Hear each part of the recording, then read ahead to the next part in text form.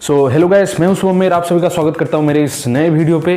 तो आज की वीडियो पे हम बात करेंगे वैक्सीन के अपडेट के बारे में और उसके साथ साथ हम बात करेंगे कौन कौन से वैक्सीन हैं जो कि कंपटीशन में सबसे आगे निकल चुके हैं और वो सब वैक्सीन कब तक आ जाएंगे मार्केट में और उनका एफिकेसी रेट देखेंगे, यानी कि वो कितना कारगर है कोविड की प्रिवेंशन के लिए।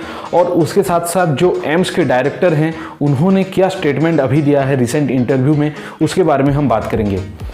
तो सबसे पहले हम एक इंटरव्यू देखने वाले हैं जिसमें कि एम्स के डायरेक्टर से कुछ कोविड के रिलेटेड क्वेश्चंस पूछे गए हैं और उन्होंने क्या जवाब दिया है वो पहले हम देखते हैं, इसके बाद discussion. Well ahead of many others in the whole world in terms of our research around vaccine development and its delivery to the people, and now we are in a position when I confidently tell Indians that in a couple of months from now we should be able to deliver a vaccine to the people of India. All the scientific community, they also rose to the occasion. Whether it was a mandate for building or doing a research on something else, but everybody had put their heart and soul into the research around finding solutions to mitigate the COVID thing. And the scientists, they did their best. They were producing, you see, new types of ventilators. You know that initially we had so much of problems around the PPEs, N95 masks, ventilators. We were importing them, and within a few months we were in the position to start to be able to export them to all the parts of the world. And the scientists could do research around genome sequencing. They could do isolate the virus. They could actually do the research around repurposing of the drugs, and now the scientists are well ahead of many others in the whole world in terms of our research around vaccine development and its delivery to the people. And now we are in a position when I confidently tell Indians that in a couple of months from now we should be able to deliver a vaccine to the people of India. So guys, आप लोगों ने वो video देखा और उसमें basically वो जितने भी साइंटिस्ट हैं उनको बहुत थैंकफुल हैं और वो उसके साथ साथ बोले हैं कि ये एक हिस्ट्री होगा जो कि सबसे फास्टेस्ट वैक्सीन होगा।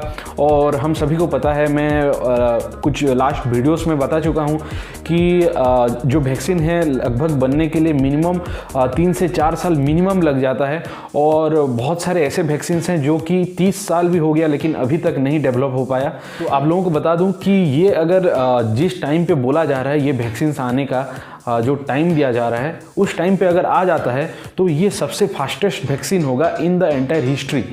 और उसके साथ साथ उन्होंने ये बोला है कि जब कोविड-19 पहली बार आया था इंडिया में तब हमारा ऐसा हाल था कि हमारे पास ज़्यादा सैनिटाइज़र नहीं थे सबको देने के लिए, हमारे पास मास्क नहीं थे, तो बहुत प्रॉब्लम हो गई थी।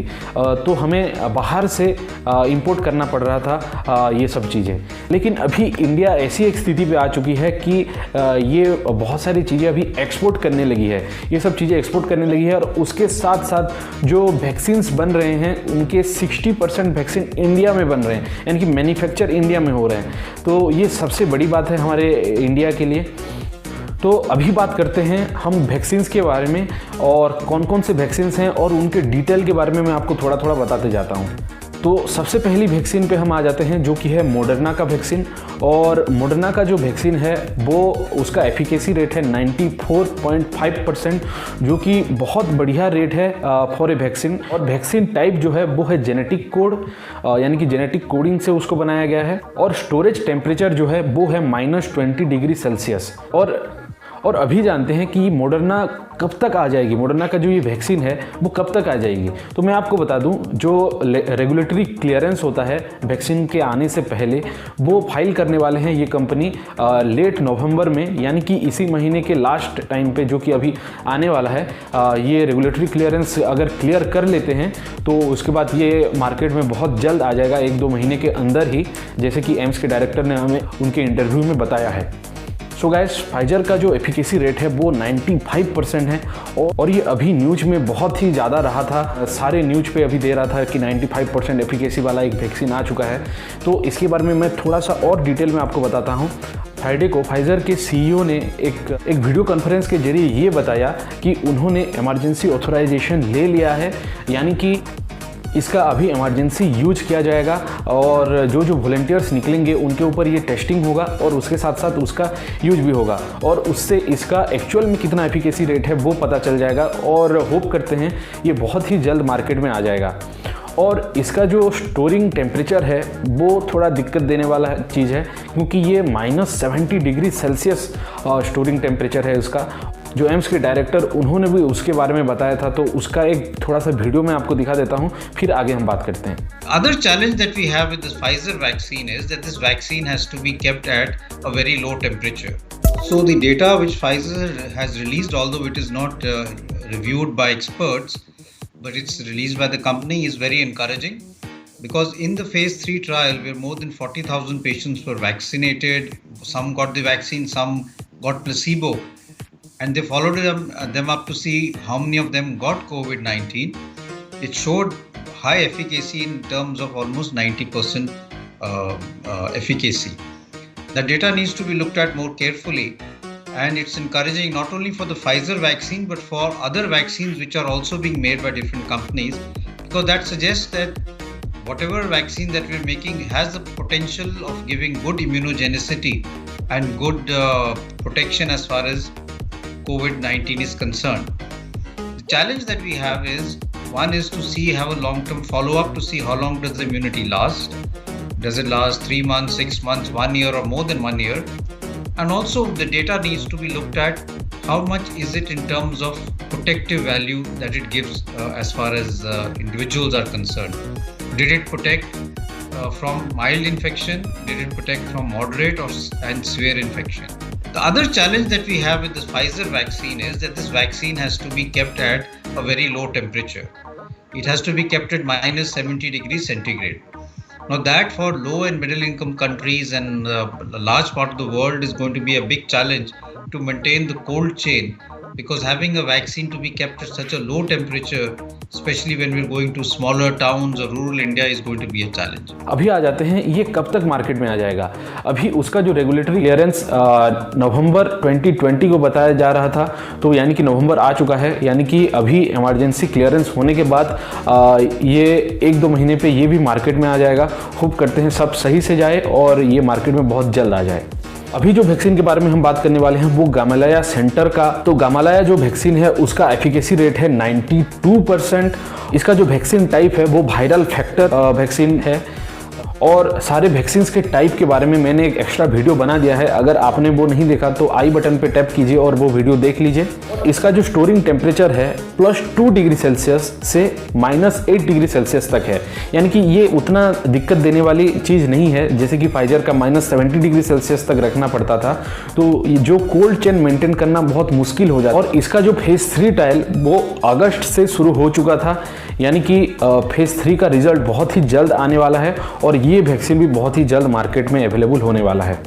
और अभी बात करते हैं यूनिवर्सिटी ऑक्सफोर्ड का जो एस्ट्राजेनिका का एक वैक्सीन था, तो उसका जो एफिकेसी रेट है उन्होंने रिवील नहीं किया है अभी तक। और इसका जो वैक्सीन टाइप है वो वायरल फैक्टर वैक्सीन टाइप है और इसका भी स्टोरिंग टेम्परेचर +2 डिग्री सेल्सियस से -8 डिग्री सेल्सियस तक है।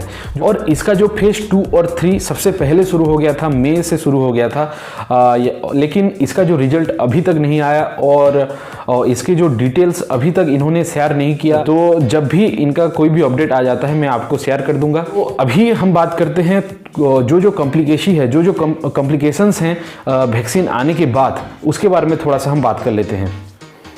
सबसे पहला जो दिक्कत है वो तो है हमारा पॉपुलेशन, जो कि 130 करोड़ पीपल को अभी हमें वैक्सीनेट करना पड़ेगा। वो सबसे ज़्यादा दिक्कत देने वाली चीज़ है, क्योंकि इतने ज़्यादा जो पॉपुलेशन को वैक्सीनेट करना, और इंडिया को चाहिए होगा 2.6 बिलियन यानी कि 260 करोड़ ऑफ वैक्सीन डोज हमें चाहिए होगा।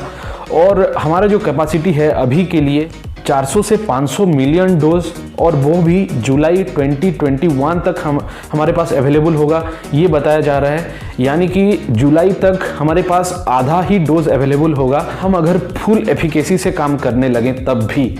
और हमें 26 से 27 करोड़ फाइल चाहिए होगा जिसमें कि वैक्सीन रखा जाता है, छोटे छोटे जो फाइल्स रहते हैं।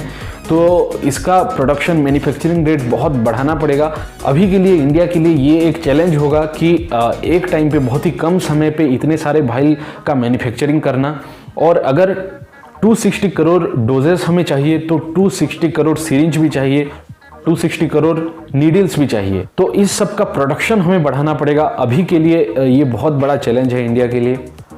और एक जो चैलेंज है उसका स्टोरिंग के लिए, जो कोल्ड चेन मेंटेन करना, वो सबसे बड़ी दिक्कत होने वाली है अभी के लिए, क्योंकि इंडिया के बहुत सारे ऐसे जगह हैं जो कि बहुत ही रूरल हैं और वहाँ पे -70 डिग्री, -20 डिग्री, -60 डिग्री ये सब टेम्परेचर मेंटेन करना बहुत मुश्किल होने वाला है। जैसे कि फाइजर का वैक्सीन मैं आपको बता चुका हूँ, -70 डिग्री सेल्सियस में उसको स्टोर करना पड़ेगा। तो उसका स्टोरिंग जो है वो सबसे बड़ी दिक्कत देने वाली है हमें फ्यूचर में।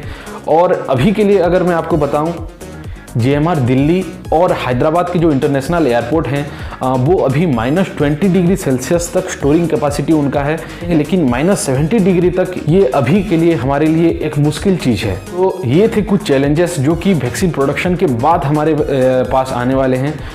तो आज का वीडियो यहीं पे ख़त्म करते हैं। ऐसे ही मेडिकल रिलेटेड अपडेट्स के लिए और स्टूडेंट रिलेटेड अपडेट के लिए मेरे चैनल को सब्सक्राइब कर दीजिए और पास में जो बेल आइकन है उसे भी दबा दीजिए, जिससे कि मैं इससे रिलेटेड कोई और अपडेट अगर आपके लिए लाता हूं तो आपको नोटिफिकेशन आ जाएगा। और थैंक्स फॉर वॉचिंग।